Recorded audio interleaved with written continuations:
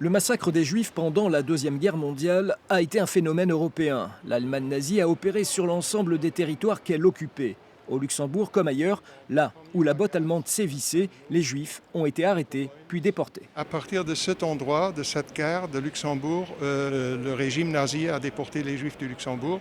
Et la première déportation a eu lieu le 16 octobre 1941. Et beaucoup ont été tués par gaz dans des camions à gaz. Mais là, ils n'avaient pas encore le Zyklon B, mais ils ont gazé les personnes dans des camions.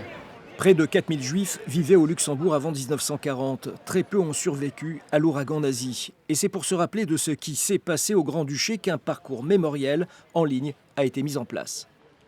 On a eu l'idée de créer un parcours mémoriel de 8 étapes au Luxembourgville. Et c'était l'idée de faire un parcours online parce que c'est accessible à tout le monde. Tout le monde a un smartphone, tout le monde peut télécharger l'application Easy Travel et il suffit de taper le titre du parcours, donc parcours mémoriel de la Shoah. En ligne, sur le téléphone ou sur ordinateur, les 8 étapes décrivent les lieux où la présence juive était effective, comme ici devant l'ancienne synagogue qui a été détruite. Elle montre aussi, au travers de cette marche mémorielle, les endroits où l'administration allemande s'était installée, comme cette villa, devenue le siège de la Gestapo.